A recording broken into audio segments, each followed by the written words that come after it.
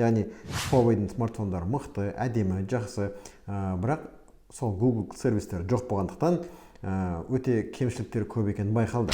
Видеоның басында айта кетейін, мына Huawei Pura неге аталады? Өйткені олар үлкен қадам жасады. Google сервистерін максималды түрде қосты. Максималды түрде. Бұл видеода сіздерге көрсетемін. Бұл смартфондарда Google сервистер бар, Google дискта бар, YouTube бар, не керек, бәрі оңайлықпен қосылады. Мысалы, бұрын Gbox деген программа болған, Gspace деген программа болған. Ол ішіне кіресізде, соның ішінде мысалы YouTube бәрі бөлек папкада болатын. Қазір тікелей YouTube-қа кіресіз, тікелей қолданасыз, лайк болсын, комментарий болсын жазасыздар, және